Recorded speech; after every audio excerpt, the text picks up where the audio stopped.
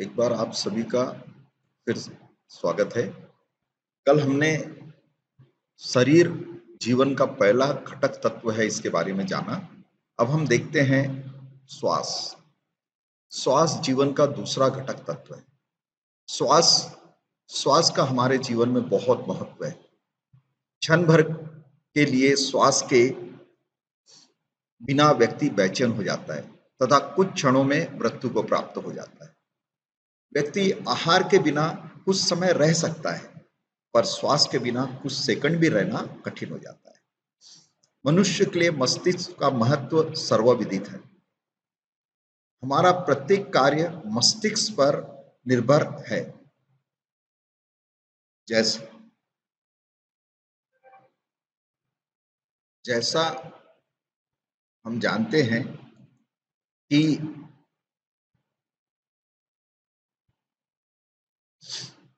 श्वास के बिना रहना बहुत ही मुश्किल है। हमारा प्रत्येक कार्य मस्तिष्क पर निर्भर है। जैसा मस्तिष्क का आदेश होता है, शरीर वैसा ही कार्य करता है। परंतु इस मस्तिष्क संचालन में श्वास का बहुत बड़ा हाथ है। मस्तिष्क के दो पटल हैं, दायां पटल और बायां पटल। दाहिने नाक से लिया गया श्वास बाएं मस्तिष्क को सक्रिय करता है और बाएं नाक से लिया गया श्वास दाएं मस्तिष्क को। जीव के समग्र संचालन के लिए दाएं और बाएं पटल में संतुलित बहुत जरूरी है। अन्यथा हीन भावना, दब्बूपन, उच्छृंखलता आदि अवांछनीय तत्व जीवन में प्रविष्ट हो सकते हैं। इन तत्वों से स्वयं को बचाने तथा मस्तिष्कीय संतुलन के लिए श्वास को प्रशिक्षित करना बहुत जरूरी है। अन्यथा जीवन के लिए श्वास बाधक भी हो सकता है। श्वास को प्रशिक्षित करने के लिए जीवन विज्ञान में निम्न साधन निर्दिष्ट है। पहला, समवर्ती श्वास प्रेक्षा। दूसरा, दीर्घ श्वास प्रेक्षा, जिसको हम कह सकते हैं रेचक, पूरन, कुंभक के साथ। तीसरा, अनुलोम विलोम प्राणायाम। पहला, प्राण। जीवन का तीसरा घटक तत्व है प्राण। प्राण को परिभाषित करते हुए कहा गया है जीवन शक्ति प्राण। जीवन जीने के लिए जिस शक्ति की आवश्यकता होती है वह शक्ति प्राण है। प्राण सूक्ष्म है, लेकिन जीवन संचालन के लिए एक महत्वपूर्ण तत्व है। हमारे शरीर को की जितनी भी क्रियाएं हैं वे प्राण द्वारा संचालित होती है। प्राण न हो तो व्यक्ति का जीवन ही समाप्त हो जाए। प्राण पूरे शरीर में प्रवाहित रहता है। इसके प्रवाह में किसी भी प्रकार का असंतुलन रुग्णता का परिचायक है। प्राण असंतुलित होते ही मनुष्य रुग्ण हो जाता है, क्योंकि हमारा शरीर प्राण से संचालित है। मन और वाणी का संचालन इसी से होता है। इसलिए एक स्वस्थ जीवन जीने के लिए प्राण का संतुलन और प्राण को संतुलित रखने के लिए प्राण को प्रशिक्षित करना बहुत जरूरी है। प्रेक्षा ध्यान पद्धति में प्राण को संतुलित रखने के लिए निम्न साधन निर्दिष्ट है। पहला, तेजस केंद्र प्रेक्षा। दूसरा, विशुद्धि केंद्र प्रेक्षा। तीसरा, शरीर प्रेक्षा। चौथा, समवृत्ति श्वास प्रेक्षा। पांचवा, प्राण केंद्र। नाक के अग्रभाग पर ध्यान, अपनी नाक के अग्रभाग पर हमें ध्यान देना होता है। मन। मन जीवन का चौथा घटक तत्व है। मन मन क्या है? आखिर मन है क्या? इसके संदर्भ में हमने पूर्व में चर्चा की है। वस्तुतः मन का संबंध हमारे मानसिक स्वास्थ्य से है। व्यक्ति के जीवन में मानसिक स्वास्थ्य शारीरिक स्वास्थ्य से भी अधिक मूल्यवान है। मन की अधिक चंचलता अधिक समस्याएं उत्पन्न करती है। मन की एकाग्रता अनेक समस्याओं का समाधान है। प्रेक्षा ध्यान पद्धति में मन बाधक न बने, इस दृष्टि से मन की एकाग्रता के लिए अनेक प्रयोग करवाए जाते हैं। अनावश्यकता के बिंदु पर न पहुंचे, इस दृष्टि से निम्न प्रयोग निर्दिष्ट है। पहला, दीर्घ श्वास प्रेक्षा। दूसरा, प्राण केंद्र प्रेक्षा। तीसरा, दर्शन केंद्र प्रेक्षा। चौथा अनिमेष प्रेक्षा, पांचवा विचार प्रेक्षा और छठवा अनुप्रेक्षा। भाव जीवन का छठा घटक तत्व है। भाव हमारे इस स्थूल शरीर के भीतर और एक सूक्ष्म शरीर है जिसे हम कहते हैं तेजस शरीर, और दूसरा होता है कारमांड शरीर। तेजस शरीर भावों का निर्माण इसी शरीर में होता है और यह मन को संचालित करता है तथा स्थूल शरीर में चित्त को प्रभावित करता है। चित्त मस्तिष्क के माध्यम से जीवन की सारी प्रक्रियाओं को प्रभावित व संचालित करता है। चित्त की शुद्धि और अशुद्धि का मानदंड है भाव की शुद्धि। मानसिक स्वास्थ्य का भी मूल आधार है भावनात्मक स्वास्थ्य। प्रेक्षा ध्यान की पद्धति में भाव विशुद्धि के निम्न प्रयोग निर्दिष्ट है। पहला लेशा ध्यान, दूसरा मैत्री की अनुप्रेक्षा, तीसरा करुणा की अनुप्रेक्षा, चौथा सहिष्णुता की अनुप्रेक्षा। कर्म कर्म जीवन का सातवां घटक तत्व है। कर्म जीवन में जो कुछ होता है वह आकस्मिक, अहेतुक या परिस्थिति जनक ही नहीं होता। कुछ घटनाएं परिस्थितियों से प्रभावित हो सकती हैं, किंतु अधिकांश घटनाओं के पीछे कोई हेतु होता है और वह है कर्म। कुछ रोग भी कर्म के कारण होते हैं। अनेक बार ऐसी परिस्थितियां सामने आती है जिसके कारणों को हम समझ नहीं पाते हैं, परंतु वह घटित हो जाती है। इसके पीछे कर्म शास्त्रियों ने कर्म को बहुत बड़ा कारण माना। कर्म की शक्ति को अस्वीकार नहीं किया जा सकता, परंतु इसे सर्वोपरि भी नहीं माना जा सकता। इसमें परिवर्तन किया जा सकता है। कर्म को परिवर्तित करने के सूत्र हैं। पहला निर्विचार अथवा निर्विकल्प ध्यान, दूसरा अपाय विचय, तीसरा विपाक विचय, चौथा लेशा ध्यान, पांचवा चैतन्य केंद्र प्रेक्षा और छठवा है जप। जीवन की अनगिनत रहस्यों को समझने और जीवन में परिवर्तन लाने के लिए इन सातों पक्षों पर प्रेक्षा ध्यान के प्रभाव का वैज्ञानिक उपकरणों एवं मनोवैज्ञानिक परीक्षणों से अध्ययन करना ही जीवन विज्ञान है।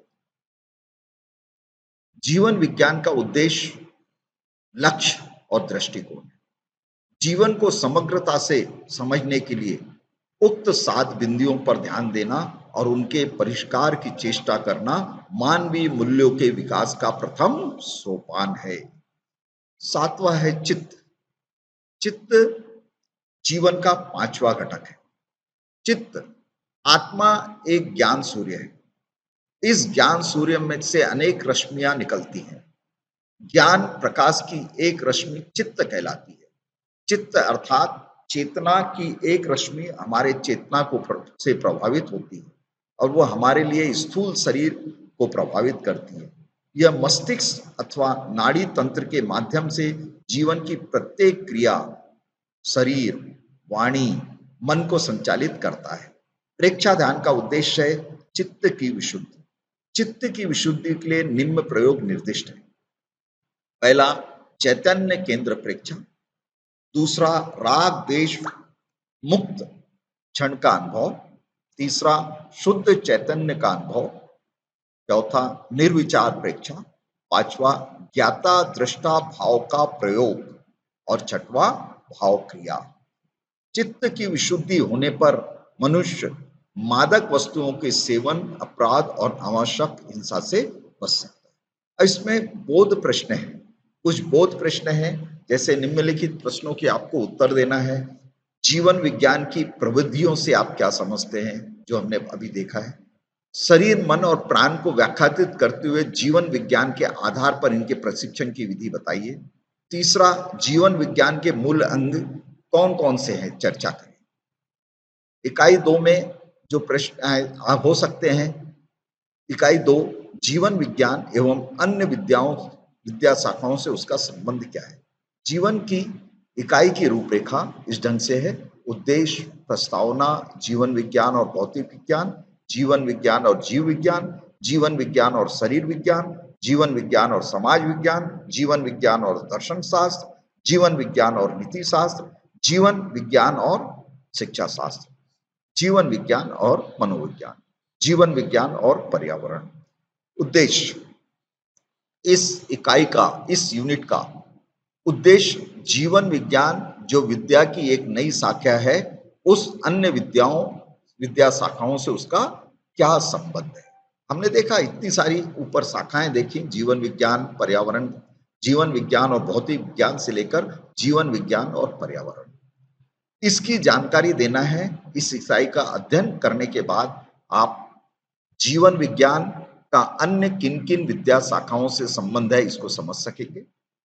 भौतिक विज्ञान, जीव विज्ञान, शरीर विज्ञान, समाज विज्ञान, दर्शन विज्ञान, नीति शास्त्र, शिक्षा शास्त्र, योग शास्त्र, मनोविज्ञान और पर्यावरण विज्ञान क्या है इसको हम समझ सकेंगे। जीवन विज्ञान के साथ अन्य विद्या शाखाओं की समानताओं एवं असमानताओं का की जांच कर सकेंगे। प्रस्तावना: जीवन बहुत आयामी है, वह अनेक तत्वों से प्रभावित होता है। संतुलित जीवन जीने के लिए उन सब तत्वों को समझना आवश्यक है जो जीवन को प्रभावित करते हैं। जीवन विज्ञान इसी सत्य को ध्यान में रखकर उठाया गया कदम है। यह अंतर विषयानु संबंधी नई विद्या शाखा है। इसमें आवर्चीन एवं प्राचीन, अध्यात्म और विज्ञान दोनों का समन्वय किया गया है। अतः इस विद्या शाखा में अनेक विद्या शाखाओं का समावेश है। मानव के ज्ञान विज्ञान की समस्त शाखाएं एक दूसरे से संबंधित है। उनकी कुछ सामान्य मान्यताएं, सामान्य कठिनाइयां, सामान्य निष्कर्ष हैं जो उन्हें एक दूसरे के समान बनाते हैं। फिर भी उनमें दृष्टिकोण, क्षेत्र, विधि, प्रकृति आदि को लेकर भिन्नताएं भी हैं, जिसके कारण वे असमान और स्वतंत्र हैं। ज्ञान की अनेक शाखाएं हैं। भौतिक विज्ञान, जीव विज्ञान, मनोविज्ञान, समाजशास्त्र, शिक्षा शास्त्र, मनोविज्ञान, पर्यावरण विज्ञान आदि आदि। प्रस्तुत अध्ययन में ज्ञान की अन्य शाखाओं से जीवन विज्ञान के संबंध के विवेचन से जहां अन्य शाखाओं से उसकी समानताएं स्पष्ट होगी, वहीं अंतर भी दिखाई पड़ेगी। इससे जीवन विज्ञान के विद्यार्थियों को जीवन विज्ञान की विशेषताएं और रूपरेखा समझने में आसानी होगी। जीवन विज्ञान और भौतिक विज्ञान। भौतिक विज्ञान पदार्थों का विज्ञान है। पदार्थ में होने वाले विभिन्न परिवर्तनों एवं विभिन्न भेदों का अध्ययन है। प्रत्येक पदार्थ में स्वयं की शक्ति, गति एवं बल होता है। भौतिक विज्ञान को हम फिजिक्स भी कह सकते हैं। फिजिक्स ही है भौतिक विज्ञान। कोई भी पदार्थ ऐसा नहीं है जो इनसे रहित हो। द्रव्य में होने वाली गति, शक्ति, संवेग एवं बल का अध्ययन है। स्पीड, एनर्जी, फोर्स जिसको हम कहते हैं, इसे कहते हैं, इसका अध्ययन है भौतिक विज्ञान यानी कि फिजिक्स। जिज्ञासा मनुष्य की मौलिक मनोवृत्ति है। जब वह किसी पदार्थ को देखता है तो उसके मन में उसे जानने की जिज्ञासा पैदा हो जाती है। पदार्थ क्या है,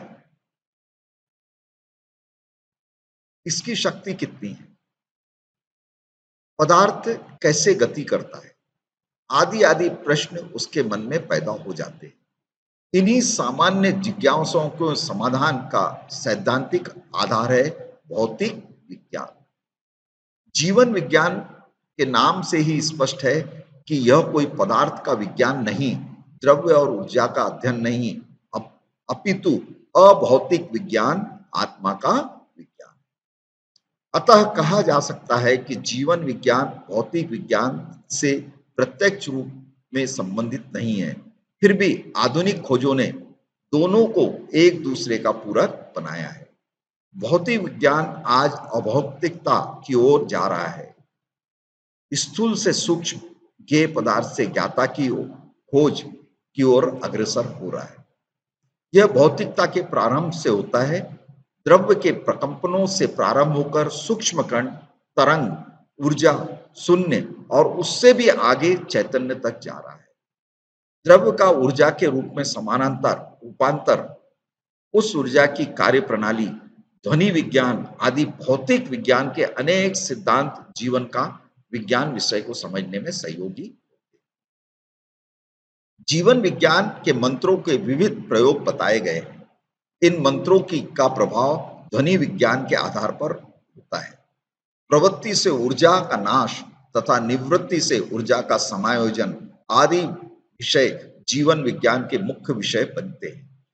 जीवन विज्ञान पदार्थों के नियमों को जानकर चेतना के नियमों की खोज करता है। चेतना की शक्ति पर नियंत्रण करके जीवन को संतुलित, स्वस्थ व सफल बनाने की दिशा में प्रयत्न करता है। इस प्रकार जीवन विज्ञान और भौतिक विज्ञान एक दूसरे के पूरक सिद्ध हो। भौतिक विज्ञान के अनेक सिद्धांत जीवन विज्ञान की को आचरण में लाने के लिए सहयोगी बनते हैं। भौतिक विज्ञान के सिद्धांत जीवन विज्ञान के विविध प्रयोगों को जीवन में उतारने के लिए प्रमाण प्रस्तुत करते हैं। जीवन विज्ञान के प्रयोगों को यदि भौतिक विज्ञान के साथ जोड़ा जाए तो इसके सिद्धांतों का समुचित उपयोग हो सकता है। समानताएं हम देखते हैं दोनों में, भौतिक विज्ञान और जीवन विज्ञान में क्या समानता है। प्रयोग धर्मिता प्रयोगों पर आधारित है। भौतिक विज्ञान में प्रयोग धर्मिता है तो जीवन विज्ञान में प्रयोगों पर आधारित है। भौतिक विज्ञान में पदार्थ से परमार्थ की ओर, तो जीवन विज्ञान में पदार्थ के प्रकंपनों से आत्म प्रकंपनों की अनुभूति। भौतिक विज्ञान में द्रव्य से में नए तत्वों की खोज, जीवन विज्ञान में नए तत्वों की खोज विशेष रूप से आत्मा के संदर्भ में। दोनों में क्या, ये हो गई समानताएं। और दोनों में जीवन भौतिक विज्ञान और जीवन विज्ञान में क्या असमानताएं हैं। इसमें भौतिक विज्ञान में है पदार्थ पर पदार्थ के प्रभाव का अध्ययन। इसमें है जीवन विज्ञान में पदार्थ का आत्मा पर प्रभाव का अध्ययन। भौतिक विज्ञान में है, हम पढ़ते हैं अध्ययन क्षेत्र पदार्थ तक सीमित है। जीवन विज्ञान में परमार्थ तत्व का चिंतन एवं अध्ययन। भौतिक विज्ञान में पदार्थ के नियमों की खोज, जीवन विज्ञान में जीवन के नियमों की खोज। भौतिक विज्ञान में भौतिक ऊर्जा का अध्ययन। जीवन विज्ञान में हम पढ़ेंगे प्राण ऊर्जा का अध्ययन। जीवन विज्ञान और जीव विज्ञान, विज्ञान की एक शाखा है जीव विज्ञान, जिसे हम बायोलॉजी भी कहते हैं, जिसे जीव शास्त्र भी कहते हैं। जीव शास्त्र जीवित प्राणियों की क्रियाओं का अध्ययन करता है। दूसरे शब्द में कहें तो जीव शास्त्र का संबंध उस विज्ञान से है जो प्राणियों के अस्तित्व, संवर्धन, शरीर रचना एवं इससे संबंधित प्रक्रियाओं का अध्ययन करता है। प्राणी की उत्पत्ति, प्रकृति, विकास और परिवर्तन को समझने के लिए जैविकीय नियमों को समझना जरूरी है। यह जीव विज्ञान का कार्य है। जीवन विज्ञान जीवन के मुख्य अंग एवं जीवन के विभिन्न क्षेत्रों में अनुप्रयोगों, जिससे कि संतुलित जीवन एवं सर्वांगीण व्यक्तित्व का विकास हो सके, इन विषयों पर कार्य करता है। अतः यह कहा जा सकता है कि जीव विज्ञान और जीवन विज्ञान दोनों की भिन्न भिन्न विद्या शाखा हैं। दोनों विद्याओं का कार्य भिन्न है परंतु कार्य क्षेत्र एक है। जीव विज्ञान का कार्य क्षेत्र बहुत व्यापक है। यह समस्त जीवित प्राणियों का अध्ययन करता है, परंतु जीवन विज्ञान का कार्य क्षेत्र सीमित है। वह केवल मानव जीवन का अध्ययन करता है। फिर भी दोनों ही विद्याएं कहीं ना कहीं एक दूसरे से संबंधित हैं। दोनों ही विद्याएं जीव के विकास का अध्ययन करती है, अस्तित्व पर चिंतन करती हैं। चार्ल्स डार्विन ने विकासवाद का सिद्धांत दिया। उन्होंने कहा, survival of the fittest in the struggle for existence, अर्थात जीव में अस्तित्व के लिए संघर्ष होता है और प्रकृति की चयन योजना में योग्यतम ही बच पाते हैं। इस सिद्धांत को जीवन विज्ञान स्वीकार करता है और संघर्ष के लिए जीवन को तैयार करता है तथा मानव जीवन को योग्यतम बनाने का प्रयत्न करता है। प्राणायाम, ध्वनि, श्वास प्रेक्षा, अनुप्रेक्षा आदि प्रयोग व्यक्ति को अपने अस्तित्व को सुरक्षित रखने में सहायता करते हैं। दोनों में क्या समानताएं हैं? जीव विज्ञान और जीवन विज्ञान। मानव जीवन का जीव विज्ञान में मानव जीवन का अध्ययन भी जीव शास्त्र का कार्यक्षेत्र है और जीवन विज्ञान में जीवन विज्ञान का कार्यक्षेत्र भी मानव जीवन का अध्ययन। जीवन विज्ञान सैद्धांतिक है। जीवन विज्ञान सैद्धांतिक एवं प्रायोगिक दोनों है। जीव विज्ञान जीवन के लिए संघर्ष है, जीवन विज्ञान अस्तित्व के लिए संघर्ष है। ये हो गई उनकी समानताएं। असमानताएं क्या है? जीव विज्ञान समस्त प्राणियों का अध्ययन करता है जबकि जीवन विज्ञान मनुष्य मात्र का अध्ययन करता है। जीव विज्ञान योग्यतम की सुरक्षा का सिद्धांत है, जीवन विज्ञान प्रयोगों द्वारा योग्यता के विकास का सिद्धांत है। जीव विज्ञान जीव शास्त्र मानव के शरीर का ही अध्ययन करता है। जीवन विज्ञान मानव जीवन के समस्त घटक तत्वों, शरीर, श्वास, प्राण आदि का अध्ययन करता है। जीवन विज्ञान और शरीर क्रिया विज्ञान। हमारा शरीर अनेक यंत्रों द्वारा निर्मित एक जीवित मशीन है। जिस प्रकार मशीन में अनेक छोटे बड़े यंत्र होते हैं, कलपुर्जे होते हैं, उसी प्रकार हमारे शरीर में भी अनेक अनेक अंग प्रत्यंग है। शरीर के कुछ अवयव बाहर से प्रत्यक्ष दिखाई पड़ते हैं और कुछ अवयव ऐसे हैं जो शरीर के अंदर स्थित है। बाहर से दिखने वाले जैसे नाक, कान, आंख, हाथ आदि बाहर से दिखलाई पड़ते हैं, मगर हमारी किडनी, लीवर, हार्ट ये हमें दिखाई नहीं पड़ते। आंतरिक तथा बाह्य अवयवों की उचित रक्षा के लिए हमें उन अवयवों की रचना तथा कार्य प्रणाली को जानना होता है। इस कार्य प्रणाली के अध्ययन को शरीर क्रिया विज्ञान कहते हैं। शरीर क्रिया विज्ञान के द्वारा मनुष्य के शरीर के भिन्न भिन्न अवयवों के कार्यों और उन कार्यों के होने के कारणों के साथ साथ चिकित्सा शास्त्र के नियमों का भी ज्ञान होता है। कान सुनने का कार्य करता है, आंख देखने का काम करती है। शरीर क्रिया विज्ञान इन दोनों के रहस्य का ज्ञान करता है।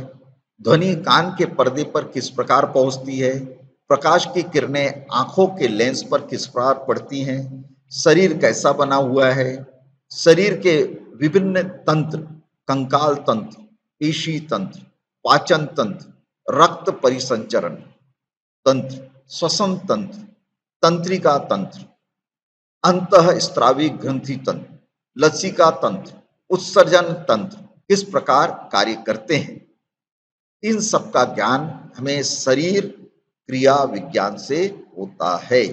सरल शब्दों में कहें तो वह विज्ञान जो शरीर के कार्यों का अध्ययन करता है और शरीर क्रिया विज्ञान कहलाता है। शरीर विज्ञान का मुख्य वस्तु हमारे पूरे शरीर में है। जीवन विज्ञान एक ऐसा विज्ञान है जो इन अवयवों एवं तंत्रों का व्यवहार, परिवर्तन एवं आत्मोपलब्धि के लिए उपयोग करता है। चूंकि जीवन विज्ञान एक पक्ष है, प्रेक्षा ध्यान के मुख्य 8 अंग हैं: आयुस्सर्ग, अंतरयात्रा, शरीर प्रेक्षा, चैतन्य केंद्र प्रेक्षा, लेष्या ध्यान, श्वास प्रेक्षा आदि। इन सभी प्रयोगों के लिए शरीर का ज्ञान होना अत्यंत आवश्यक है। प्रेक्षा ध्यान के द्वारा व्यक्ति जिन ग्रंथियों को प्रभावित करना चाहता है वे कहाँ स्थित है, उनमें किस प्रकार के स्त्राव पैदा होंगे, इन सब की जानकारी के लिए शरीर क्रिया विज्ञान का ज्ञान होना जरूरी है। शरीर विज्ञान के द्वारा व्यक्ति यह तो जान सकता है कि पिट्यूटरी, पीनियल, एंड्रिनल या शरीर की कौन सी ग्रंथि कहाँ स्थित है और कौन कौन से स्त्राव पैदा करती है, परंतु इन स्त्रावों को बदलने का उपाय प्रेक्षा ध्यान जीवन विज्ञान के पास है। शरीर के सम्यक विकास एवं उपयोग के लिए शरीर विज्ञान जितना महत्वपूर्ण है उतना ही जीवन विज्ञान। अतः यह कहा जा सकता है कि जीवन विज्ञान एवं शरीर विज्ञान दोनों में गहरा संबंध है। एक व्यक्ति को सुखमय जीवन व्यतीत करने के लिए स्वस्थ रहना बहुत जरूरी है। यदि स्वास्थ्य अनुकूल ना हो तो केवल पदार्थ व्यक्ति को सच्ची शांति प्रदान नहीं कर सकता। मैं फिर से एक बार रिपीट कर रहा हूं, यदि स्वास्थ्य अनुकूल ना हो तो केवल पदार्थ व्यक्ति को सच्ची शांति प्रदान नहीं कर सकता।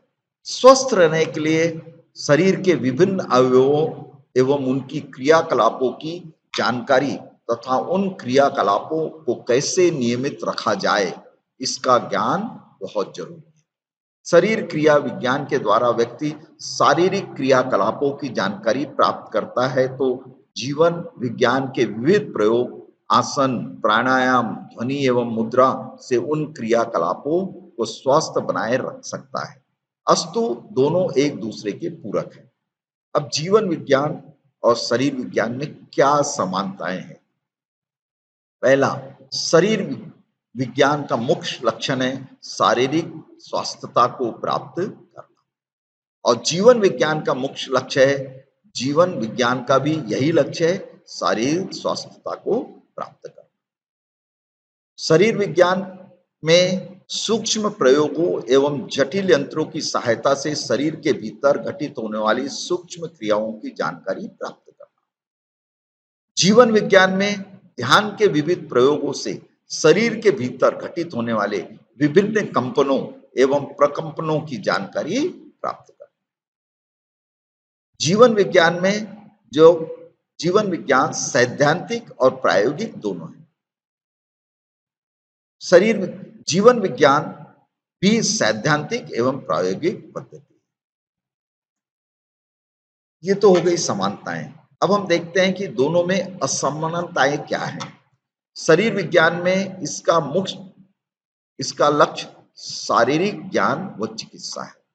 जीवन विज्ञान इसका मुख्य लक्ष्य चित्त की निर्मलता है।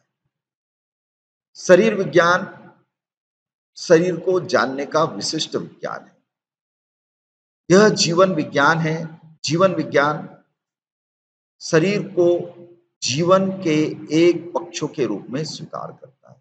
शरीर विज्ञान से ही स्वास्थ्य हेतु चिकित्सा विज्ञान का विकास हुआ। जीवन विज्ञान में शरीर, मन एवं भावों की स्वस्थता के लिए आसन, प्राणायाम के विविध प्रयोगों पर ध्यान देता है। शरीर विज्ञान शरीर से परे आत्मा, परमात्मा, पुनर्जन्म, यहलोक, परलोक के संदर्भ में कोई चर्चा नहीं है, जबकि जीवन विज्ञान में शरीर के साथ साथ इन सभी तत्वों पर भी जीवन विज्ञान विचार विमर्श करता है। आत्मा से परमात्मा की प्राप्ति के उपाय सुझाता है। जीवन विज्ञान और समाज विज्ञान। अभी हमने देखा जीवन विज्ञान और जीव विज्ञान कैसे एक दूसरे से संबंधित हैं। अब हम देखेंगे कि जीवन विज्ञान और समाज विज्ञान कैसे से एक दूसरे से संबंधित है। समाज शास्त्र, इसका अर्थ क्या है? मनुष्य के पारस्परिक संबंधों के तारतम्य को समाज कहते हैं। मनुष्य एक सामाजिक प्राणी है। जैसा कि अरिस्टोटल ने कहा था, man is a social animal. वह समाज में जन्म लेता है तथा उन्नति का विकास करता है। उसकी सभी धार्मिक, आर्थिक, सांस्कृतिक, नैतिक आदि पारस्परिक क्रियाएं समाज की ही देन है। तात्पर्य, मनुष्य विविध समुदायों जैसे परिवार, आर्थिक संगठन, राजनीतिक समुदाय और राज्य का अंग होता है। ये सभी समुदाय मनुष्य की सामाजिकता के विविध रूप हैं। जो मनुष्य जो शास्त्र मनुष्य की इस सामाजिकता पर विचार करता है उसे समाजशास्त्र है।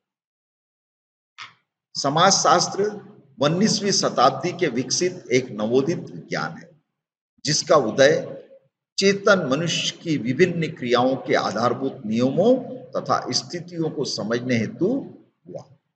फलतः समाजशास्त्र एक ऐसा शास्त्र है जो समाज का समृद्ध अध्ययन करता है। समाजशास्त्र एक ऐसा विज्ञान जो सामाजिक क्रियाओं की व्याख्या करते हुए उन्हें समझाने की चेष्टा करता है। जॉर्ज सिमेले के अनुसार समाजशास्त्र मनुष्यों के आपसी संबंधों के स्वरूप का विज्ञान है। व्यक्ति पहले एक सामाजिक प्राणी है। सामाजिक संबंधों के बिना हम किसी भी प्रकार के सामाजिक जीवन का निर्माण नहीं कर सकते। इसी भावना से मैकाइवर ने समाज को सामाजिक संबंधों का जाल, वेब ऑफ सोशल रिलेशनशिप, सामाजिक संबंधों का जाल कहा है। समाजशास्त्र की विषय वस्तु में जिन समस्याओं को सम्मिलित किया गया है वे सभी समस्याएं सामाजिक संबंधों के विभिन्न रूप हैं। मानव संस्कृति और समाज, मानव का व्यक्तित्व, समुदाय, नगरीय और ग्रामीण जनसंख्या समितियां और संगठन, परिवार तथा नातेदारी, आर्थिक, राजनीतिक, धार्मिक संस्थाएं, सहयोग, समायोजन, सामाजिक संघर्ष में क्रांति और युद्ध, संचार, सामाजिक व्याधियों की सामाजिक संबंधों का व्याधि, सामाजिक व्याधियों, अपराध और आत्महत्या जैसे सभी विषय समाजशास्त्र के विषय सामग्री के अंतर्गत हैं। कुल मिलाकर समाजशास्त्र समग्र रूप से सामाजिक संबंधों का अध्ययन करता है। समाजशास्त्र यह बताने का यत्न नहीं करता कि मानव समाज का स्वरूप क्या होना चाहिए।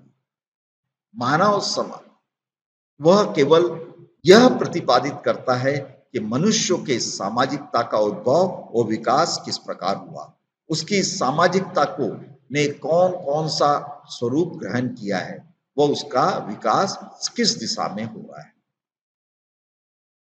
समाजशास्त्र एवं जीवन विज्ञान का संबंध। समाजशास्त्र विशुद्ध रूप से वैज्ञानिक अध्ययन है, जबकि जीवन विज्ञान जीवन कैसे जिया जाए इस कला को सिखाने का विज्ञान है, द आर्ट ऑफ लिविंग। जीवन विज्ञान यह भी विचार करता है कि मनुष्य का ध्येय क्या होना चाहिए, उस ध्येय की प्राप्ति के लिए उसे क्या करना चाहिए और कौन से उपाय अपनाना चाहिए। एक स्वस्थ समाज के निर्माण के लिए सबसे आधारभूत इकाई है स्वस्थ व्यक्ति। जीवन विज्ञान इसी ओर उठाया गया कदम है। आचार्य तुलसी के शब्दों में यदि हम कहें तो व्यक्ति बनेगा स्वस्थ तभी स्वस्थ समाज बनेगा। जीवन विज्ञान व्यक्ति के शारीरिक, बौद्धिक पक्षों के साथ साथ मानसिक, भावनात्मक तथा आध्यात्मिक पक्षों को मजबूत बनाता है तथा आने वाली विभिन्न अनुकूल एवं प्रतिकूल परिस्थितियों के साथ समायोजन करने योग्य बनाता है। इस अर्थ में जीवन विज्ञान को समाज शास्त्र का पूरक भी कहा जा सकता है। समाज शास्त्र की विशेषताओं को व्याख्यातित करते हुए कहा गया है,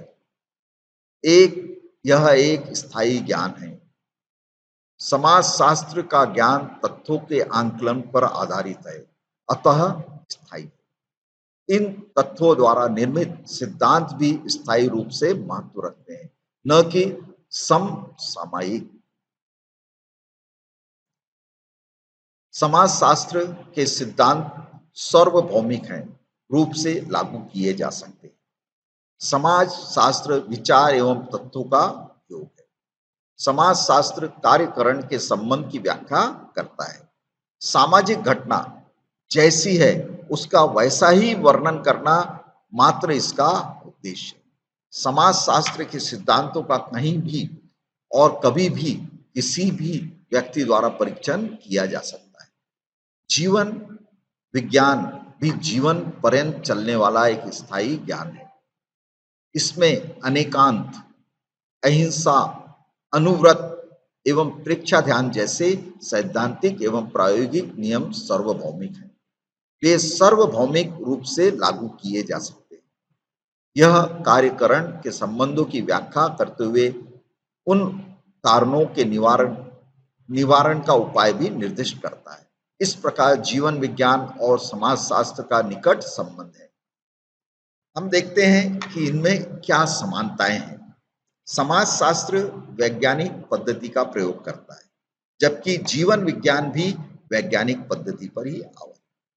समाजशास्त्र कार्यकरण के संबंध की व्याख्या करता है। जीवन विज्ञान कर्म, नियति, पुरुषार्थ, परिस्थिति आदि को विभिन्न कार्यों के करण के रूप में स्वीकार करता है। समाजशास्त्रीय सिद्धांत परीक्षण योग्य है। जीवन विज्ञान के भी सिद्धांत एवं प्रयोग परीक्षण योग्य है। समाजशास्त्र साधन है, साध्य नहीं। यही बात जीवन विज्ञान के साथ है। वह साध्य प्राप्ति के लिए विभिन्न मार्ग निर्दिष्ट करता है। समाजशास्त्र में भविष्यवाणी संभव है और यह क्या है के आधार पर क्या होगा का संकेत देने की क्षमता रखता है। जीवन विज्ञान भी प्रयोगों के आधार पर प्रकृति की भविष्यवाणी करता है। इसके जीवन समाजशास्त्र इसके सिद्धांत सार्वभौमिक है। जीवन विज्ञान इसके भी सिद्धांत एवं प्रयोग सार्वभौमिक रूप से लागू किए जा सकते हैं। ये देखिए हमने समानताएं। अब हम देखते हैं समाजशास्त्र एवं जीवन विज्ञान में क्या असमानताएं हैं। पहला, समाजशास्त्र स्वयं को क्या है तक की ही सीमित रखता है। जीवन विज्ञान क्या होना चाहिए इस पर भी विदश विवेचन प्रस्तुत करता है। समाजशास्त्र में यथार्थ का अभाव है। हर व्यक्ति व घटना पर इसके नियम सत्य साबित हो यह जरूरी नहीं है। जीवन विज्ञान के प्रयोग सही ढंग से करने पर 100% सम्यक परिणाम की आशा की जा सकती है। यह सैद्धांतिक है, प्रयोग पर जीवन विज्ञान प्रयोग पर आधारित है। समाजशास्त्र का विषय सामाजिक समस्याओं का अध्ययन है। जीवन विज्ञान जीवन विभिन्न समस्याओं का अध्ययन करता है। समाज या सामाजिक समस्याओं का विशेष अध्ययन करना है। जीवन विज्ञान व्यक्ति परक समस्याओं का अध्ययन करता है। अब हम देखेंगे कि जीवन दर्शन, जीवन विज्ञान और दर्शन शास्त्र ये एक दूसरे से कैसे संबंधित है। दर्शन का प्रारंभ दुख से और दुख से पूर्ण रूप से छुटकारा पाने की इच्छा से होता है। दूसरे शब्दों में कहें तो दर्शन का प्रारंभ अपरिमित सुख पाने की इच्छा से होता है। सुख से तात्पर्य ऐसे सुख से है जिसमें किसी प्रकार की बाधा ना हो। मनुष्य जीवन जी रहा है, परंतु ऐसा जीवन नहीं जी रहा जिसे देखकर संतोष हो। इसलिए चाहे गौतम बुद्ध हो, चाहे भगवान महावीर, नचिकेता या ईसा मसीह या याज्ञवल्क्य, सभी की एक ही जिज्ञासा, जीव दुख मुक्त कैसे हो। दुख मुक्ति के चिंतन के साथ दर्शन का प्रारंभ होता है। दर्शन शास्त्र एक ऐसा शास्त्र है जिसमें आत्मा, परमात्मा, कर्म, पुनर्जन्म आदि आदि विषयों का विशद विवेचन होता है। दर्शन शास्त्र की भांति जीवन विज्ञान की उत्पत्ति भी उसी देश से हुई है। जीव कषायों से पीड़ित है, आवेश, आवेग, संवेग से पीड़ित है। वह आवेग और संवेग उसे दुखी बनाते हैं। जीवन विज्ञान इन दुखों से मुक्ति के उपायों की खोज करता है एवं उसके उपाय सुझाता है। आवेग आवेश पर नियंत्रण के प्रयोग बताता है। आवेश आवेग पर नियंत्रण के प्रयोग बताता है। जीवन विज्ञान में कहा गया है, सव्व दुख विमोख सव्य दुखो विमोक्षण करोमि काउसगम। सब दुखों से छुटकारा पाने के लिए कायोत्सर्ग करो। जीवन शैली, सम्यक जीवन शैली, आहार विवेक, भाषा विवेक, कार्य नियोजन आदि सारे सारे मिलकर जीव को दुख मुक्त कर सकते हैं। सब शास्त्रों का संग्राहक दर्शन शास्त्र सब शास्त्रों के सार का, तत्वों का तथा परमात्मा का दर्शन करता है। जो जीवन विज्ञान भी की जो जीवन विज्ञान भी चेतना की अनुभूति विभिन्न प्रयोगों द्वारा आत्मा को परमात्मा बनाने का मार्ग दिखाता है। दोनों का एक लक्ष्य है, जीव को दुख से मुक्त करना। हठ योग के ग्रंथों में लिखा है, मुद्रा का प्रयोग करो। मुद्रा जरा मृत्यु विनाशनम। मुद्रा जरा मृत्यु विनाशनम। मुद्राओं के द्वारा बुढ़ापे को नष्ट किया जा सकता है, मृत्यु नहीं आती। जीवन विज्ञान में ऐसे अनेक प्रयोग हैं जो व्यक्ति को मृत्यु और बुढ़ापे से दूर रखने का प्रयास करते हैं। तात्पर्य यह है कि दर्शन का जन्म तब होता है जब व्यक्ति के भीतर जन्म मृत्यु से छुटकारा पाने की लालसा पैदा होती है, जब वह दुखों से सर्वथा मुक्त होना चाहता है। और जीवन विज्ञान का जन्म तब होता है जब व्यक्ति इनसे छुटकारा पाने के लिए या अपनी लालसा को मिटाने के लिए कदम उठाता है, उन साधनों को अपनाता है जिसमें वह मुक्त हो सके। दोनों में, दर्शन शास्त्र और जीवन विज्ञान दोनों में क्या समानताएं हैं? परमात्मा की खोज, दर्शन शास्त्र में परमात्मा की खोज है, जीवन विज्ञान में परमात्मा दर्शन के उपाय। दर्शन शास्त्र में दुख मुक्ति के उपायों की खोज है, जीवन विज्ञान में दुख मुक्ति के उपायों का अध्ययन एवं अनुशीलन। दर्शन शास्त्र में दुखों के कारणों की खोज है, जीवन विज्ञान में दुख के कारणों का विशद विवेचन है। दर्शन शास्त्र में दर्शन शास्त्र यह अनुभव पर आधारित है, जीवन विज्ञान यह भी अनुभव पर आधारित है। यह तो हो गई समानताएं। अब देखते हैं दोनों में क्या असमानताएं हैं। दर्शन शास्त्र यह केवल सैद्धांतिक है, जबकि जीवन विज्ञान प्रायोगिक भी। दर्शन शास्त्र तर्क पर आधारित है, जबकि जीवन विज्ञान अनुभूति परक है। तीसरा, क्षेत्र, प्रकृति और कुछ हद तक दोनों में दृष्टिकोण का अंतर है। हम यदि इनके बोध प्रश्नों को देखेंगे तो भौतिक विज्ञान से आप क्या समझते हैं, जीवन विज्ञान के साथ इसका संबंध स्पष्ट करें, हमने ये देख लिया है। शरीर विज्ञान और जीवन विज्ञान एक दूसरे के पूरक हैं, इसको सिद्ध करना है। समाज विज्ञान क्या है, जीवन विज्ञान के साथ इसकी समानताएं एवं असमताएं स्पष्ट करें। दर्शन शास्त्र एवं जीवन विज्ञान दोनों का लक्ष्य एक ही है, कैसे स्पष्ट करना। हम ये देख चुके हैं। जीवन विज्ञान, अब हम देखते हैं कि जीवन विज्ञान और नीति शास्त्र में क्या परस्पर सहयोग है, क्या परस्पर समानताएं। नीति शास्त्र, इसका अर्थ क्या है? सद्गुण, दुर्गुण, कर्तव्य अकर्तव्य, उचित अनुचित, शुभ अशुभ आदि गुणों पर जब जब हम विचार विमर्श करते हैं, तब तब हम नीति का निर्णय करते हैं। नीति का निर्णय ही नीति शास्त्र को जन्म देता है। वह निर्णय जो वर्तमान में है, विलक्षण है, उनके विषय में संपूर्ण सत्य ही नीति शास्त्र का वास्तविक परिभाषा है। सरल शब्दों में कहें तो नीति शास्त्र का अर्थ है नीति का निर्धारण करने वाला शास्त्र। नीति शास्त्र का अर्थ है नीति का निर्धारण करने वाला शास्त्र। दूसरे शब्दों में नीति या अनीति, उचित या अनुचित पर जो विज्ञान विचार करता है, उसे नीति शास्त्र कहा जाता है। फिर से मैं रिपीट कर रहा हूं, दूसरे शब्दों में नीति या अनीति, उचित या अनुचित पर जो विज्ञान विचार करता है उसे नीति शास्त्र कहते हैं। उचित अनुचित का विचार समाज के में रहते हुए मनुष्य के लिए विशेष महत्व रखता है। रॉबिन्सन क्रूसो जैसे एकांकी मनुष्य के लिए बहुत कम ऐसी बातें थीं जिन्हें हम सामाजिक अर्थों में उचित या अनुचित समझ सकते हैं। नैतिक या सदाचार संबंधी विचार मुख्यतया सामाजिक जीवन के साथ ही संबंध रखते हैं। समाज का प्रयोजन सामाजिक उन्नति है।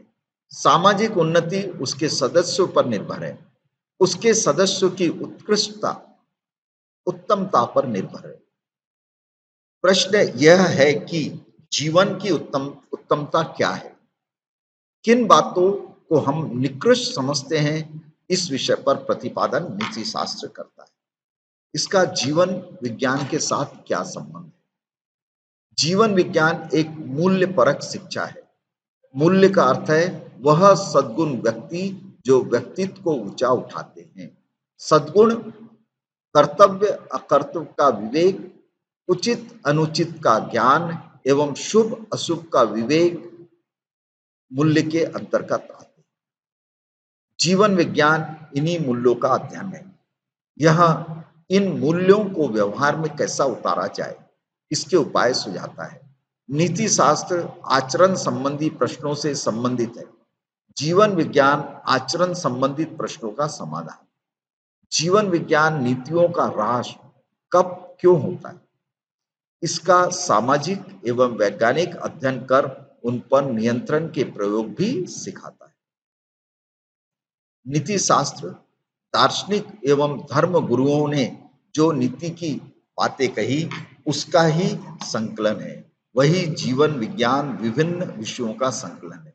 दोनों का उद्देश्य है दुख मुक्त समाज की संरचना, नैतिक एवं मर्यादित जीवन शैली का निर्माण। अब हम देखेंगे कि नीति शास्त्र और जीवन विज्ञान में क्या समानताएं हैं। मूल्यों का अध्ययन, नीति शास्त्र में मूल्यों का अध्ययन और जीवन विज्ञान में मूल्य परक शिक्षा।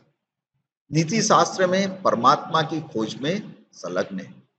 जीवन विज्ञान परमात्म दर्शन के साधन उपलब्ध करवाता है। नीति शास्त्र शुभ अशुभ, सद्गुण दुर्गुण की चर्चा करता है। जीवन विज्ञान शुभ अशुभ संवेगों पर विचार विमर्श करता है। यह तो हो गई समानताएं। अब हम देखते हैं इनमें क्या असमानताएं हैं। नीति शास्त्र सैद्धांतिक शिक्षा पद्धति, जीवन विज्ञान सैद्धांतिक व प्रायोगिक शिक्षा पद्धति। नीति शास्त्र कहता है इनमें क्या है, इस प्रश्न पर विचार विमर्श होता है। जीवन विज्ञान में इसमें क्या है के साथ कैसा बदला जाए, इसके व्यवहारिक प्रयोग करवाए जाते हैं। नीति शास्त्र दर्शन पर आधारित है, जीवन विज्ञान विज्ञान पर आधारित है। नीति शास्त्र आदर्शों की खोज है, जीवन विज्ञान आदर्शों को जीवनग्राही बनाने का उपयोग है। अंत में यही कहा जा सकता है कि नीति शास्त्र परम शुभ का विज्ञान है। वह मानव व्यवहार के आदर्शों की खोज करता है। वह परम शुभ के प्रकाश में हमारे संकल्पों को के शुभाशुभ का निर्णय करता है। वही जीवन विज्ञान मानव व्यवहार में उन आदर्शों को अपनाए जाने के लिए तथा अशुभ संकल्पों से छुटकारा पाने के उपाय निर्दिष्ट करता है। अब हम देखेंगे कि जीवन विज्ञान और शिक्षा शास्त्र इसका कैसा पारस्परिक संबंध है। शिक्षा शास्त्र, शिक्षा संस्कृत शब्द है जो शिक्षा विद्योपादने धातु से बना हुआ है, जिसका अर्थ है विद्या ग्रहण करना। शिक्षा को विभिन्न रूपों में व्याख्यातित किया गया है, फिर भी शिक्षा का वास्तविक अर्थ है एक ऐसी प्रक्रिया जो मनुष्य की जन्मजात शक्तियों को स्वाभाविक और सामंजस्यपूर्ण विकास में योग देती है। मैं फिर से रिपीट कर रहा हूँ।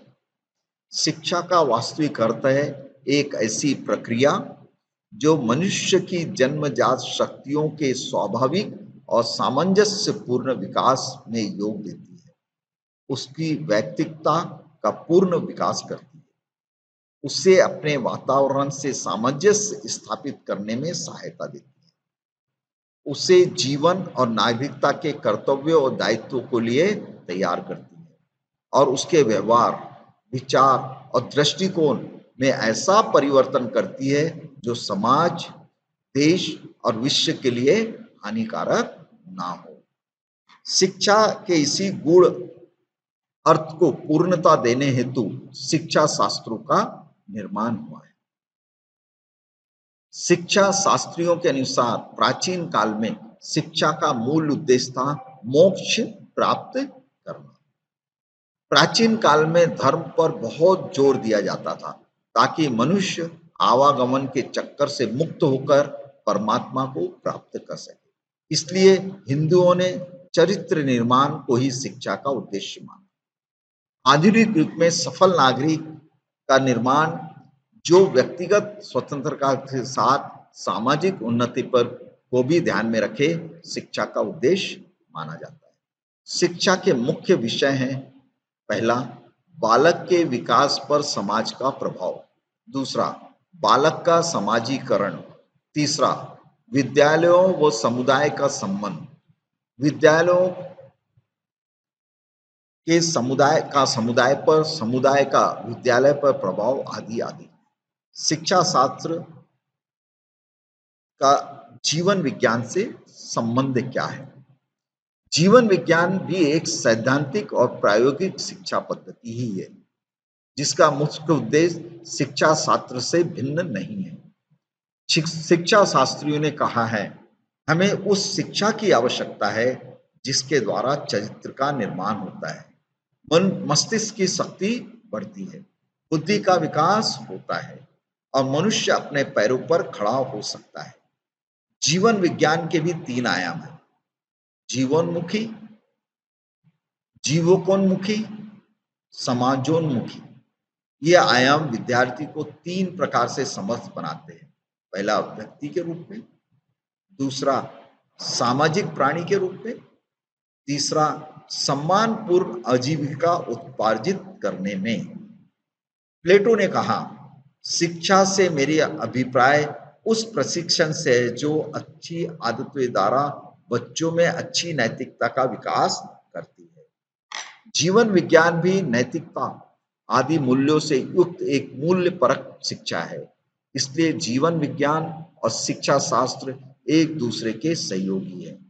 कुछ विचारकों का मत है कि शिक्षा प्रशिक्षण का कार्य जिसके द्वारा व्यक्ति यानी शिक्षाविदों को सामाजिक जीवन में अपना उचित स्थान ग्रहण करने के योग्य बनाया जाता है। मनुष्य मूलतः पशु होता है, उसे प्रशिक्षण की आवश्यकता होती है जिसमें कि वह अपनी भावनाओं, अभिलाषाओं और व्यवहारों पर अधिकार करना सीख जाए।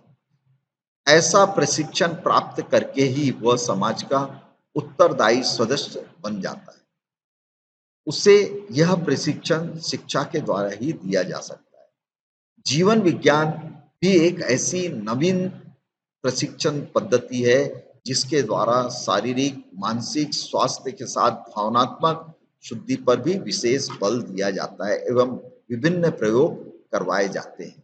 अब हम देखेंगे शिक्षा शास्त्र और जीवन विज्ञान में क्या समानताएं हैं। शिक्षा का उद्देश्य बालक का चहुमुखी विकास। जीवन विज्ञान का उद्देश्य यही है कि बालक का सर्वांगीण विकास हो। शिक्षा शास्त्र आजीविका प्राप्त करने हेतु प्रशिक्षण है। जीवन विज्ञान भी जीवनमुखी के साथ जीवकोन्मुखी, जीविका उपार्जित करने का साधन। और दोनों में क्या असमानताएं हैं? शिक्षा शास्त्र सैद्धांतिक पद्धति है, जीवन विज्ञान प्रायोगिक पद्धति। शिक्षा शास्त्र वर्तमान और भविष्य का चिंतन करती है। जीवन विज्ञान वर्तमान और भविष्य के चिंतन के साथ साथ यहलोक, परलोक और पुनर्जन्म पर भी चिंतन करती है।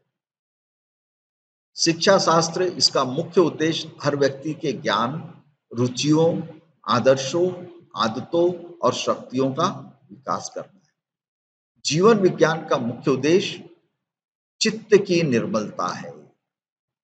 जीवन, अब हम देखेंगे जीवन विज्ञान और मनोविज्ञान का आपस में क्या परस्पर संबंध है।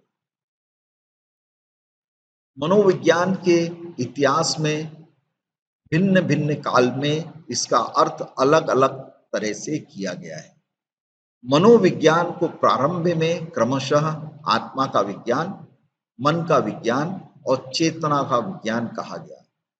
बाद में यह परिभाषाएं छोड़ दी गई और इसे व्यवहार का विज्ञान कहा जाने लगा। जो भी हो, मनोविज्ञान व्यक्ति की क्रियाओं का विज्ञान है। यह जीवन की मानसिक क्रियाओं का विज्ञान है। मनोविज्ञान का मूल क्षेत्र व्यवहार का अध्ययन है। फिर भी व्यापक रूप से देखें तो इसका क्षेत्र बड़ा विस्तृत है। पहला, समाज मनोविज्ञान सामाजिक व्यवहार का अध्ययन करता है। दूसरा, विश्लेषणात्मक मनोविज्ञान मानव मन की जटिल प्रक्रियाओं का विश्लेषण करता है। उत्पत्ति मूलक मनोविज्ञान व्यक्ति तथा प्रजाति की उत्पत्ति का विवेचन करता है। चौथा, पशु मनोविज्ञान पशुओं के व्यवहार का अध्ययन करता है। पांचवा, किशोर मनोविज्ञान किशोरों के व्यवहार का अध्ययन करता है। छठवा, बाल मनोविज्ञान बालक के व्यवहार का अध्ययन करता है। सातवां, व्यक्तित्व मनोविज्ञान व्यक्ति के विकारों का मानव वैभिन्न का अध्ययन करता है। मनोविश्लेषण मनोविज्ञान मनुष्यों की विभिन्नताओं का अध्ययन करता है। नौवां, प्रेरणात्मक मनोविज्ञान प्रेरणा का अध्ययन करता है। 10वां, लोक मनोविज्ञान लोक व्यवहार का अध्ययन करता है। 11, विकास मनोविज्ञान विकास क्रम का अध्ययन करता है। जीवन विज्ञान में भी उपरोक्त क्षेत्र अछूते नहीं है। समाज, मानव मन की जटिल प्रक्रियाएं, किशोर, बालक के व्यवहार सभी जीवन विज्ञान के अध्ययन क्षेत्र के अंतर्गत है। अनेकांत सिद्धांत जीवन विज्ञान का प्रमुख सिद्धांत है, जिसका कथन है, if you desire for happiness then also be ready for sorrow, if you desire for gain then be ready for loss. और यह सिद्धांत मानव मन की संपूर्ण समस्याओं का सटीक समाधान है। मनोविज्ञान के क्षेत्र में मानव जीवन का प्रत्येक पहलू और प्रत्येक प्रकार के मानव संबंध आते हैं। मनोविज्ञान ने मानव जीवन के सभी पक्षों और सभी प्रकार के संबंधों के विकास और समन्वय तथा बाधाओं को दूर करने और समस्याओं को सुलझाने के उपाय बतलाए हैं। शिक्षा क्षेत्र में मनोविज्ञान ने विद्यार्थी, शिक्षक, पाठ्यक्रम, शिक्षण विधि, सीखने की प्रक्रिया आदि पर क्रांतिकारी प्रभाव डाले हैं। दूसरा, अपराध और न्याय के क्षेत्र में अपराधियों को सुधारने तथा न्याय को मानवीय बनाने में सहायता दी है। तीसरा, चिकित्सा क्षेत्र में उसने पागलों तथा विक्षिप्तों पर अत्याचारों को रोककर उसके निदान के उपाय बतलाए। मानसिक रोगों को दूर करने की पद्धतियां विकसित की है।